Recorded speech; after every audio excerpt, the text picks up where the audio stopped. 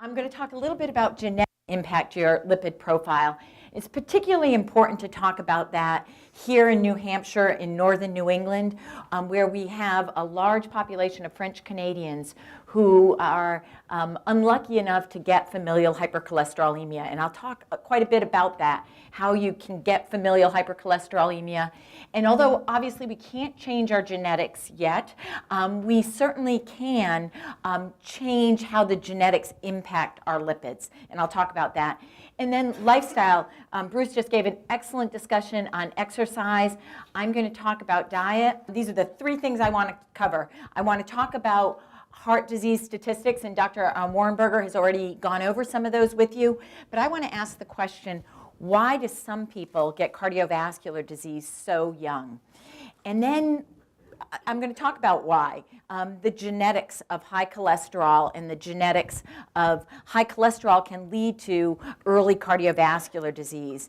And then I'd like to ask the question, how well are we doing in terms of our diet? And what diet can do to improve our cholesterol profile? Now, probably most people in this room, because you've gotten up early on a Saturday morning to come in and learn about the heart and heart disease, I think probably you have better diets than most people. So I'm probably preaching to the choir, but we'll see if we can help you learn some things. So cardiovascular disease is the #1 killer. You've heard this from every speaker of adult Americans. And again, not to minimize cancer, but when we look at cardiovascular disease far outstrips cancer. So roughly 788,000 people per year die of cardiovascular disease. And the American Heart Association has a very aggressive goal to cut that by 20%. That's 158,000 people by 2020. So we have a lot of work to do. When we look at cardiovascular disease, we can see that the risk of cardiovascular disease does increase as we age in both men and women. And this is myocardial infarction, the prevalence of heart attack as we age. And you can see down here at 20 to 39, very few people are getting cardiovascular disease. But in a few minutes, this is actually the group of people I want to talk about. When we look at the estimated coronary risk, this is the risk of developing cardiovascular disease over the next 10 years. So this uses a hypothetical 55-year-old man or woman. And lifestyle really does matter, and our risk factors really do matter. And so let's just look here. If somebody, a hypothetical 55-year-old woman or man, has great blood pressure, normal cholesterol, normal HDL, is not a diabetic, and does not smoke cigarettes, that person has about a 5% risk of having a cardiovascular event in the next 10 years. But suppose, looking at column B, you add in high cholesterol and you add in high blood pressure. Well, then the risk goes up. And how about column C? You have high blood pressure, you have high cholesterol, you have low good cholesterol, and you're a diabetic. So the risk goes up higher. And then if you're unlucky enough to have all these bad risk factors, including smoking cigarettes, the risk is even higher. So clearly, risk factors matter. But what about these very seemingly healthy people who develop early heart disease? So this is a woman, a very dear friend of mine, Catherine Weilman, and all the people whose pictures you're going to see have given me permission to talk about their stories. So Catherine is one of my very dear friends. I met her after she had a heart attack at the age of 39. She presented not once, but twice to a major cardiovascular institute, not here, in California, actually. So maybe, Julia, you don't want to move to California. So she presented not once, but twice to the emergency room with crushing chest pain, and she was turned away both times. And so her crime was actually being this very attractive, blonde, healthy-appearing 39-year-old. And unfortunately, she knew she had risk factors. She actually told the emergency room physician, my LDL cholesterol, my bad cholesterol, is 600. They still sent her away. Now, Catherine didn't always have an LDL cholesterol of 600. Her average LDL cholesterol was 300, which is astronomically elevated anyway, but she spent a number of years taking fertility medications, which can, in fact, increase cholesterol. And so Catherine has a disorder called familial hypercholesterolemia, and she actually started a foundation, which I'll talk about a little bit, called the FH Foundation, to try to raise awareness about familial hypercholesterolemia. And again, it's very, very important to talk about that here in northern New England, because we do have a lot of familial hypercholesterolemia here. So Catherine has two daughters, and one, Ella, has an LDL cholesterol of 266. But the lucky thing is we know how to treat that. And we know it now instead of waiting until she's 39 and has a heart attack. So why did this man have bypass surgery at the age of 37? And why does his 12-year-old daughter have a total cholesterol of 330 and an LDL of 266? I met Brad after his bypass surgery. So this is Brad's pedigree chart. And just a little sort of help here. If you're a square, you're a male. If you're a circle, you're a female. And if you have a cross, you're deceased. So this is Brad. He's age 45, had his bypass, coronary artery bypass graft, CABG, at the age of 37. Before he was treated with cholesterol-lowering medicines, his LDL cholesterol was 307, and his HDL cholesterol, the protective cholesterol, was quite low at 36. But let's talk about Brad's family.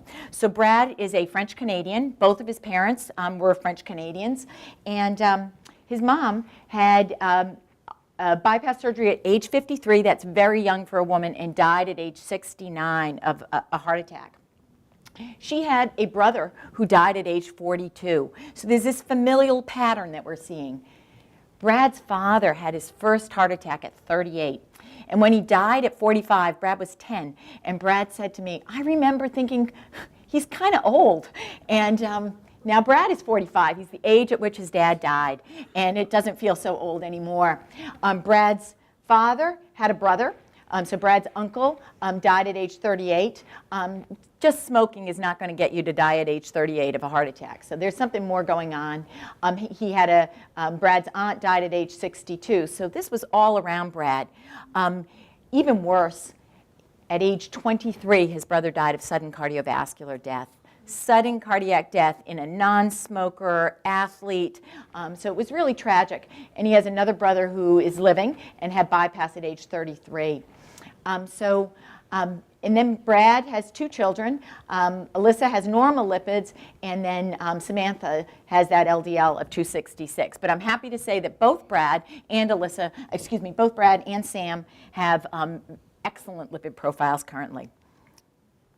So why does this 2-year-old have an LDL cholesterol of 1,000? So I met Kennedy after she had her diagnosis of homozygous familial hypercholesterolemia, 2 genes for elevated cholesterol. And this is Kennedy's story.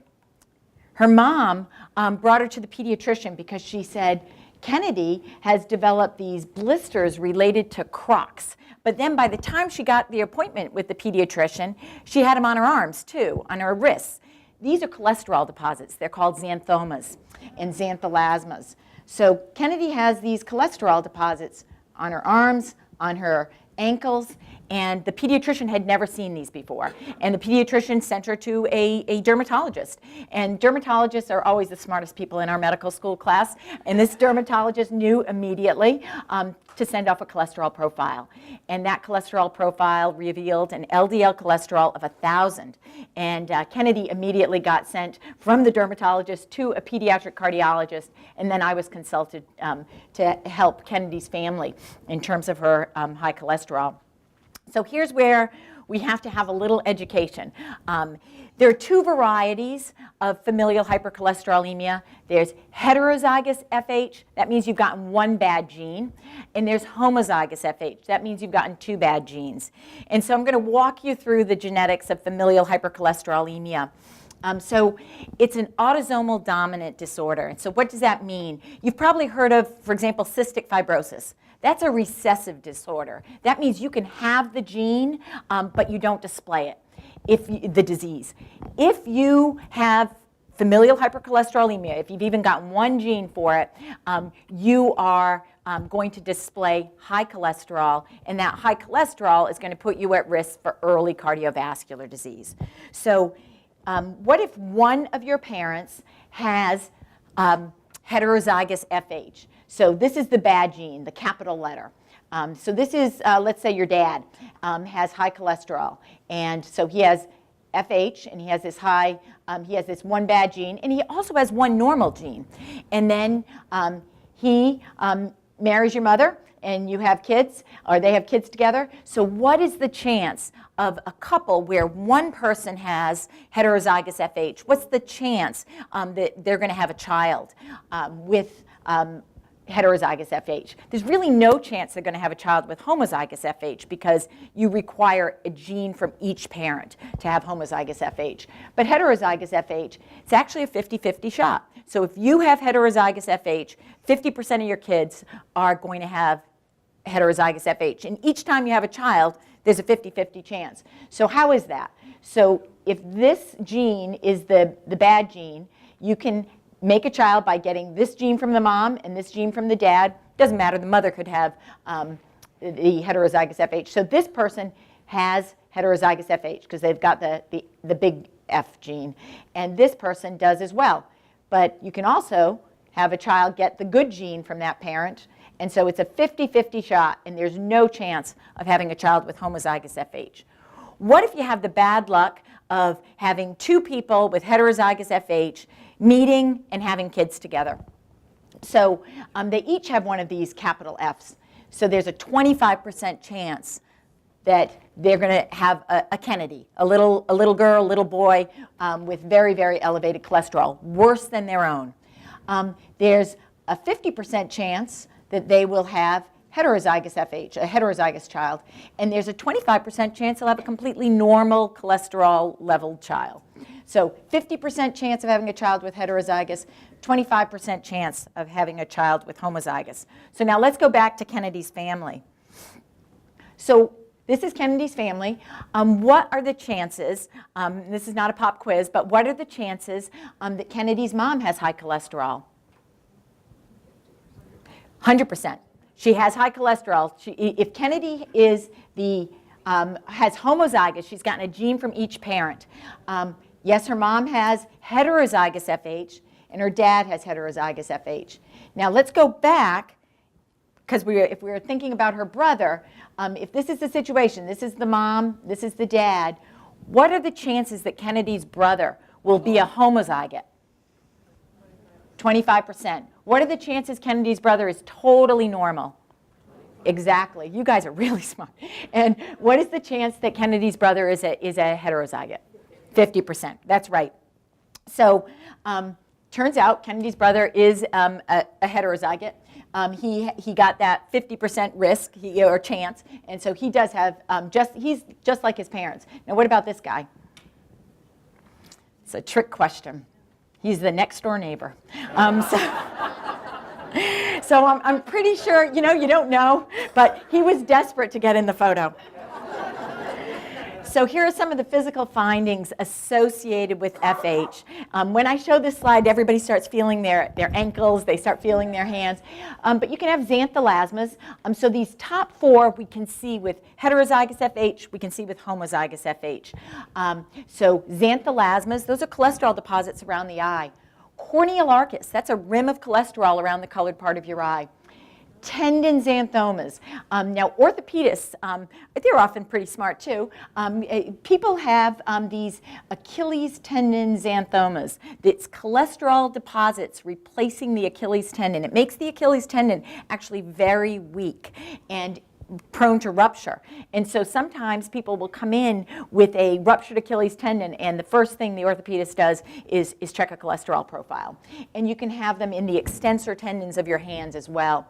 These are tuberous xanthomas, and this is something called a planar xanthoma. These are only seen in people like Kennedy. These are coin-like lesions. They are cholesterol deposits. These are cholesterol deposits as well.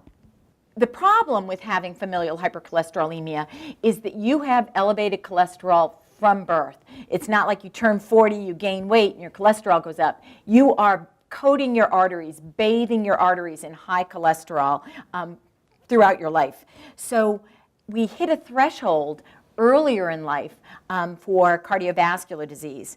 Now, so this is the average American, depending on risk factors, can hit a threshold for cardiovascular disease somewhere in the 60s or 70s, where they have manifested cardiovascular disease. This is a heterozygous person. So depending on whether or not you're a male or a female, whether or not you smoke cigarettes, you can get into trouble early in life, in your 40s, in your 30s, of cardiovascular disease with heterozygous FH. What about little Kennedy? If she got no therapy, she would very likely have a heart attack by the time she's 13 to 15, and she would be dead by the time she's 18. Now that we have statins, that we have Zydia, we have other drugs for homozygous FH, and we have something called LDL apheresis, where we physically remove cholesterol from the bloodstream. The average age of death for someone like Kennedy is about 33. It's still way too young, and we still have a whole lot more work to do. That is familial hypercholesterolemia. So I just want to talk a little bit about the LDL receptor. We're getting to the sort of kind of tough part of my talk. It's a little sciencey, but it's really, really interesting, I think. And the LDL receptor is something I spent many years researching, and at least I think it's really interesting. So here is a liver cell. And we make, in the liver cell, in the endoplasmic reticulum, we make LDL receptors. So what is the LDL receptor? What's its function? So it gets out to the surface of the liver cell. It interacts with LDL cholesterol in your bloodstream. LDL cholesterol has this little ribbon around it, and that little ribbon is a protein. That protein is ApoB100, and ApoB100 is actually what the LDL receptor recognizes, and it takes that LDL and the LDL receptor, and it gets coated into something called a clathrin-coated vesicle. And this brings the LDL out of your bloodstream. And we are remarkable. In perfectly functioning, we will bring that LDL receptor, LDL cholesterol complex to the endosome. The endosome has a very acidic pH. And so what happens is the LDL and the LDL receptor, they separate. At an acidic pH, they can no longer stay together. And so what happens to that LDL receptor? The LDL receptor makes its trip back to the surface of the surface of the liver cell. That trip gets made in an average LDL receptor about 100 to 150 times. So that LDL receptor keeps removing LDL from your bloodstream. And then the LDL gets dropped off into a lysosome where in the lysosome it gets destroyed. And you can pass out some of the cholesterol from the LDL particle. That gets passed out in your bile. So we are an amazingly efficient system until we overload it with fat, until we have genetic abnormalities. There's still more, though. We also make this protein called PCSK9. And this is amazing because we have just learned about PCSK9 probably about 10 or 15 years ago. We never knew we had it. And it's still not totally clear why we have it. But PCSK9, it stands for proprotein convertase subtilisin kexin type 9. Don't have to remember that. But it's a protein that actually latches on to that LDL receptor, LDL cholesterol complex. And it does something pretty bad, actually. It forces, it sort of like locks that LDL receptor and the LDL together. And so they can't separate. So you still destroy the LDL, but you also destroy your LDL receptors. And if you can't have that LDL receptor keep recycling, you're going to end up with fewer LDL receptors on the surface of your liver, and you're going to end up with a higher LDL cholesterol. Is that how a person gets fatty liver disease? It is not how you get a fatty liver disease. In fact, people with familial hypercholesterolemia don't necessarily have fatty liver. They can if they gain weight, but they do not. So there are at least 3 genetic defects that can lead to familial hypercholesterolemia. So you can have 3 different genetic defects, and they all lead to the same disease. So you can have an LDL receptor defect. You have too few LDL receptors, and you can't remove LDL from your blood. So you have these poorly functioning LDL receptors. That little protein that is recognized by the LDL receptor, ApoB100, since ApoB is the protein that the LDL receptor recognizes, if the protein is faulty, you can end up not being able to remove the LDL from the bloodstream. So elevated LDL cholesterol, early heart disease. And you can actually have something called a gain of function mutation of PCSK9, where you make way too much PCSK9 and you destroy your LDL receptors. And that does the same thing. Elevated LDL, early heart disease. So now I'd like to just sort of give you a little a way to think about it. So this is normal. The LDL receptor meets the LDL particle, and this is the ribbon of ApoB. But what happens if you don't have functioning LDL receptors? Stay circulating. That's exactly right. So that LDL just stays around. Now what happens if you have a faulty ApoB? Your LDL receptors are totally normal. So you can't take that LDL up, and you end up with high LDL cholesterol.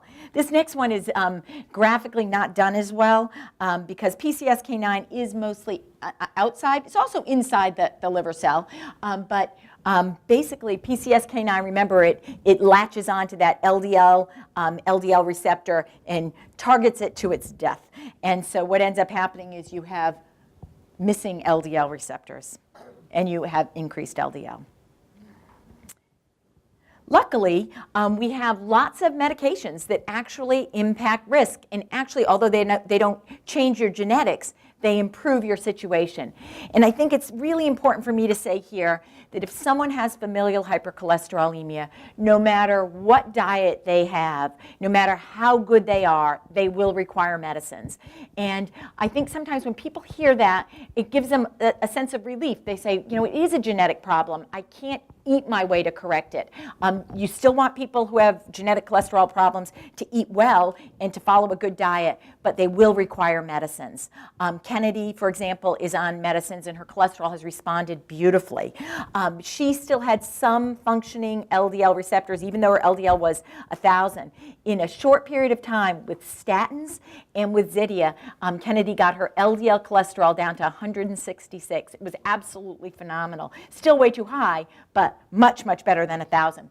So statins, and I bet some people in this room are on them, atorvastatin, which is Lipitor, simvastatin, which is Zocor, rosuvastatin, which is Crestor, can increase LDL receptors. So if you have some LDL receptors that are functioning, say you're a heterozygote, your good LDL receptors can increase. Zetia also increases LDL receptors. So patients who have LDL receptor defects, ApoB defects, and PCSK9 gain of function mutations all respond positively to statins and Zetia. Mipomersen is a drug that I have worked on. It is a drug specifically for patients with homozygous familial hypercholesterolemia.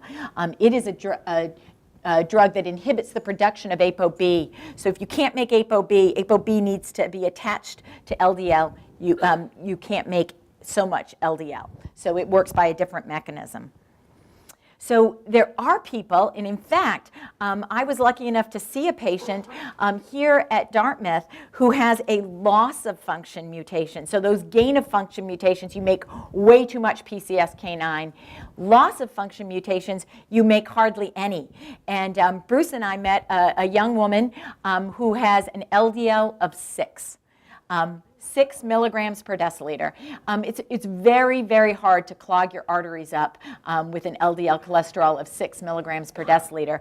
And what we know is people who have these loss of function mutations are at very low risk for coronary artery disease. So as a result, the pharmaceutical community said, well, can we mimic that? Is there a way that we can make people into having these sort of loss of functions, or can we reduce their PCSK9? And there's a whole new class of drugs that will be on the market soon that are what are called monoclonal antibodies. So they tie up the PCSK9 so they don't allow the PCSK9 to interact with the LDL particle. And so within a year, it is likely that there will be 2 PCSK9 inhibitors on the market. They have really awful names, if you ask me. Alirocumab will be called Praluent, and Evolocumab will be called Repatha. But I guess we'll get used to those names. And I think those will really be the next big thing in cholesterol treatment. So why is FH so important? It is a clinically recognized disorder. It is inheritable. It's autosomal dominant, so if you have it, you display it. You're going to have high cholesterol, and you're likely to get into trouble with very early heart disease. And we've already talked about what it's caused by, mutations in the LDL receptor gene, and then other mutations, ApoB and PCSK9. I should point out that 95% of people with familial hypercholesterolemia have this, the LDL receptor gene mutation. They make faulty LDL receptors, and these are much less common. In homozygotes, like Kennedy, early heart disease, untreated, 13 to 15, they've had a heart attack. By 18, they're dead. So we need to treat these people. If untreated heterozygotes, they can have their heart attacks in their early 30s, 40s. And it's really common. In the general population, not just talking about French Canadians here in northern New England, but in the general population, if you take 1,000 people in the United States, 2 of them will have familial hypercholesterolemia. Yet a lot of people have never heard of familial hypercholesterolemia, FH for short. Most people, though, have heard of cystic fibrosis. Actually, Jerry O'Connor, who is a professor here, he was one of the very early founders of the Cystic Fibrosis Foundation, and they did a fabulous job getting people to know what cystic fibrosis is. And that's what my friend Catherine Weilman would like to do for FH, because it's so much more common than cystic fibrosis. It's 1 in 500 people. Because it's so common, FH meets the World Health Organization criteria for systematic screening. And now the American Academy of Pediatrics recommends all children be screened somewhere between the ages of 9 and 11. And in some ways, we could do reverse cascade screening. And I'll talk about what that means in a minute. You find a child who has FH, you want to look to the parents and you want to screen them, and they need to be treated before they have an early heart attack. But we want to make early diagnosis, ideally in childhood, and early treatment, ideally in childhood. And I know lots of people are concerned about the use of statins in children. We now have 20 and 30 years of data using statins in children with familial hypercholesterolemia. It will change the trajectory of their life. So I strongly believe it. The American Academy of Pediatrics believes in treating kids with FH. So cascade screening is a very, very effective way of finding people with FH. Remember, if you have FH, 50% of your first-degree relatives will also have FH. So if I find a patient with FH, I'm going to screen all of their first-degree relatives. And then when I find somebody else in that family, I'm going to screen all of their first-degree relatives. And that's sort of the cascade of cascade screening. It's the most cost-effective method of identifying previously undiagnosed patients. And it is very cost-effective in terms of lives saved. I keep referring to French Canadians. So 1 in 500 people in the general population has FH. 1 in 270 French Canadians. The only other group of people that it's more common in are Ashkenazi Jews. It's even more common in Ashkenazi Jews. But of the 2.1 million Americans who are French Canadians, most of them are in Maine, New Hampshire, Vermont, and Louisiana. And so there are many towns sort of on the border of Canada that have a large number of people with familial hypercholesterolemia. And if you have a large number of people with familial hypercholesterolemia, you want to diagnose it, because 2 people with FH meet and marry and have kids, and they have a significant risk of having a child with homozygous FH. So you want to be aware of that. You want people to be educated. You want them to meet with genetic counselors. And why do we need more cholesterol-lowering medicines? We need it because some people are statin intolerant. I have patients, Bruce has patients that are referred to us because they don't tolerate statins. So I'm always glad when there are new agents on the horizon, and particularly for patients with genetic dyslipidemias. Kennedy is going to need more than just statins, more than just Zydia. Her LDL is still elevated, much better, but still elevated. So the newer agents are very likely to be used as well. And we need education. I'm happy to share these little FH Foundation cards that I have. It's a great organization. I was lucky enough to be the chief medical officer for the FH Foundation for a year. It was really a wonderful year. It's a patient-centered organization, and I met so many people with both homozygous and heterozygous FH, and it was really inspirational, the kind of work that they're doing. So now we're in a transition. I'm going to talk a little bit about diet. I'm going to try to get finished a little early so Julia can have some of my minutes because she's much more fun with the diet demonstration and the cooking demonstrations. And John asked me to include the cholesterol goals. We've kind of, the new recommendations have moved a little bit away from goals, but I still believe in goals. I think people need goals to stay motivated, just like Bruce talked about with exercise. And so if somebody does not have coronary artery disease, I would say the total cholesterol should be less than 200, triglycerides less than 150, LDL cholesterol ideally less than 100. Men always have slightly lower HDL cholesterols than women. The reason for women having higher HDLs is all about puberty. As boys go through puberty, their HDL falls by 8 to 10 points. And that really actually sets men up for getting into trouble earlier with cardiovascular disease than women.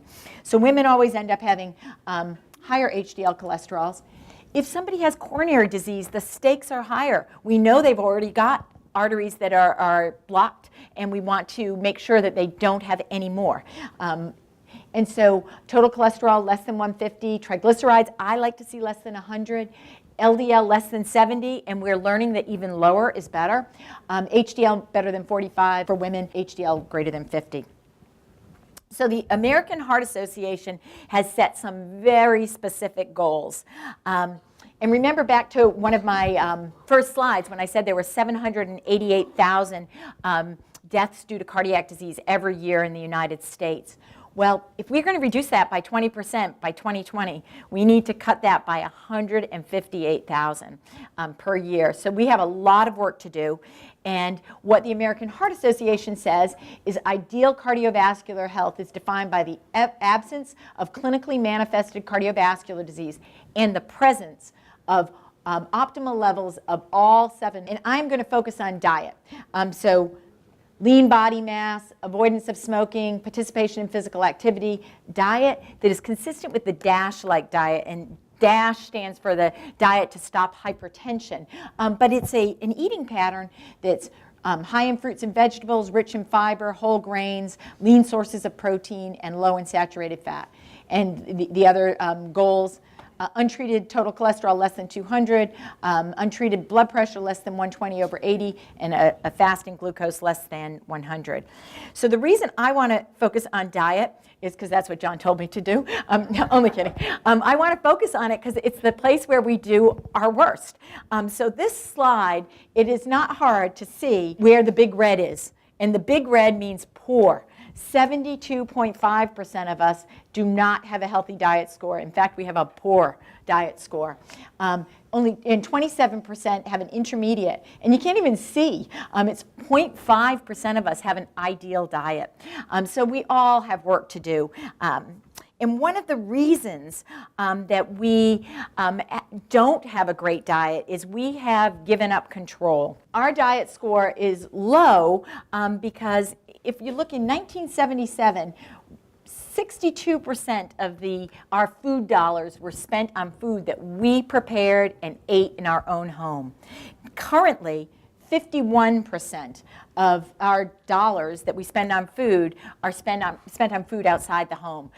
So we have given up control. And when you give up control, you get more fat, you get more sugar, you get more calories, you get a lower quality food. And so this is sort of telling us where our specific issues are. These are our goals for whole grains, vegetables, fruits, dairy, seafood, oils, healthy oils, fiber, potassium, vitamin D, and calcium. And so the places where we have a goal, we're not achieving it. We are not achieving our goals.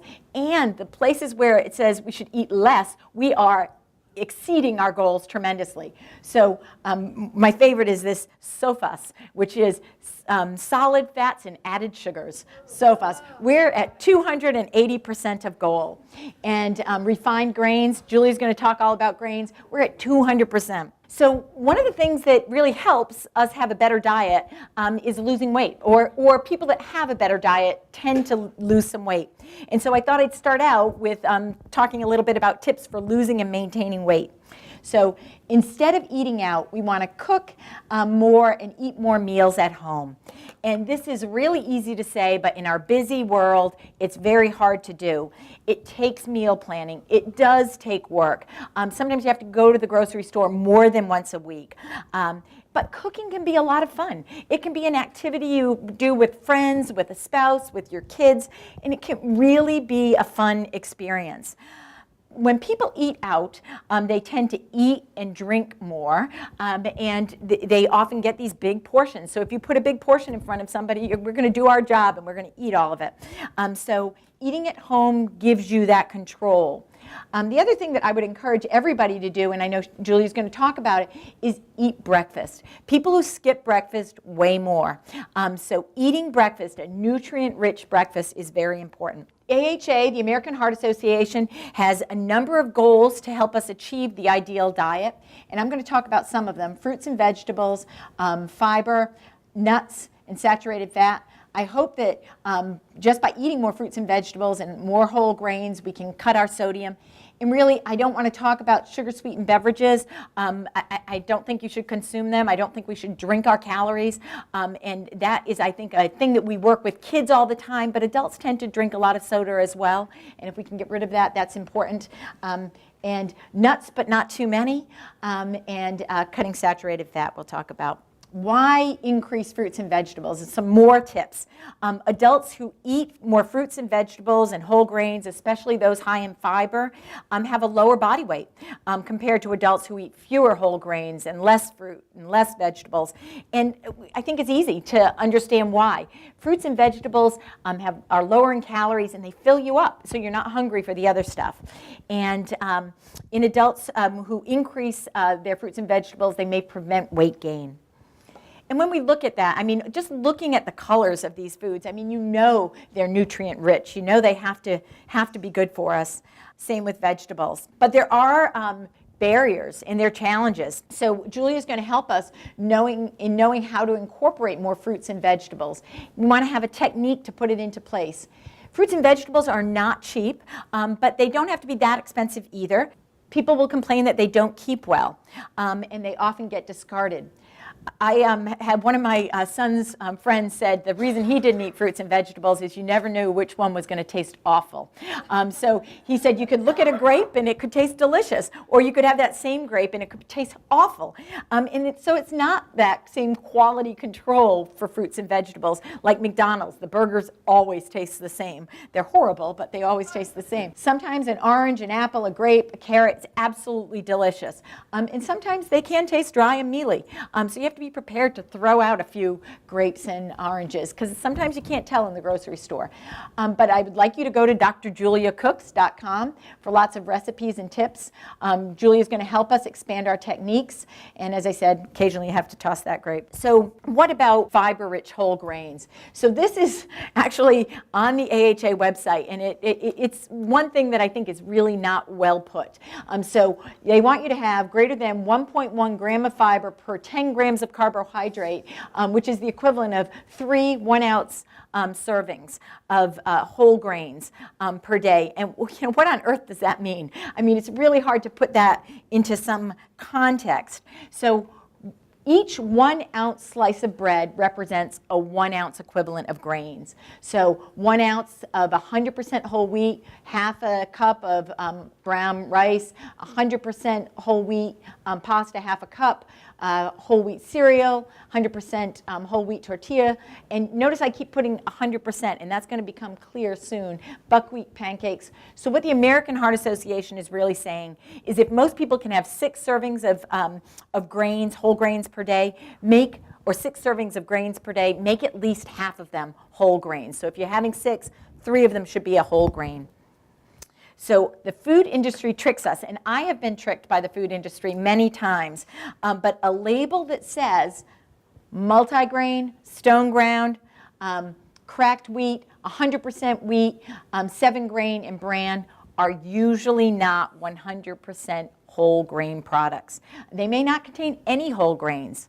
And so Julia's going to show you what a whole grain really is. Whole grains are consumed either as a single food, wild rice or popcorn, or as ingredients in foods. Some examples of whole grains are buckwheat, bulgur, millet, oatmeal, quinoa, and quinoa is very popular these days, so that's why I told you how to pronounce it. It doesn't really look like quinoa, rolled oats, brown or wild rice, whole grain barley. And so a good source of fiber, because that's one of the things you want from your whole grain, contains 10 to 19% of the daily value per serving. And excellent sources of fiber contain 10 to 20%. So this is the bread that we eat at home, and this bread contains, if you have 2 slices of it, contains 20% or more, or 20% of the fiber for the day. So I'll leave this out for people to look at after. So how do you increase it? So the first barrier is knowing what a whole grain is, and Julia's going to teach you that, and which foods are rich in whole grains and which are rich in refined grains, and knowing how to read a tricky bread label. So look for 100% whole wheat. Nuts and legumes. So we all like nuts, but there's this barrier or lack of knowledge on how to use nuts as good protein, fiber, good sources for a breakfast or a snack. But nuts are also high in calories. When I take a diet survey from patients, I'm always surprised at how many nuts people can consume in a single day. So it's very easy for that can of nuts to mysteriously go missing. In a single serving, you kind of graze through the nuts. So you have to have a limit to nuts. And I usually tell people to measure out a 1/4 cup, and that's all they should have for the day, no matter how they use it. They may want to use it as a snack or incorporate it into breakfast, no more than a 1/4 cup a day, and it is really best to measure it out. Yogurt with walnuts, steel-cut oats with peaches and almonds, homemade granola that Julia's going to show you how to make, or you can go to her website and see it. This is a meal my husband made. It's a Moroccan chickpea salad that has pecans in it. It's really delicious, and so it's a way to incorporate vegetables, the carrot, the chickpeas, and the nuts, all in, and it can be a full meal. It's absolutely delicious. Saturated fat. Saturated fat is tough too. How do you know what 7%, or how do you know if you're sticking to 7%? Turns out that it's particularly difficult when things are not labeled. And things that don't tend to be labeled, when you go out for ice cream, it doesn't tend to be labeled. It has tons of saturated fat. When you go out and you have a steak, that's not going to be labeled. Even if you get a steak in the grocery store, it's not going to be labeled. Trust me, steak has tons of saturated fat, and so does ice cream. So the trick is, I'm not sitting there and calculating, I have to be under 7%. The trick is using it as a garnish, not using it as the main source of your meal. You shouldn't have a steak in the middle of your plate. So using it for flavor. And Julia will tell us about it's a burrito or fajita that uses meat for flavor, small amounts of meat, but you're mostly having vegetables. It's not the main portion of the meal. And learning to use fruit as the basis of a dessert and a little bit of ice cream or a little bit of cream. So we've talked about today why some people get cardiovascular disease so young, and hopefully people can think about FH, talk to their friends about FH, get your cholesterol screen. If you have an LDL greater than 190, it's hard to eat your way to an LDL of 190, you might have FH. We've talked about cholesterol and genetics, we've talked about cholesterol and lifestyle. And we're not doing so well, but we can do better, that's for sure. And I hope I've inspired you to know your cholesterol numbers, get your screen, make sure you don't have FH, and I hope I've inspired you at least a little bit to eat a heart-healthy diet, and I know Julia is going to inspire us even more.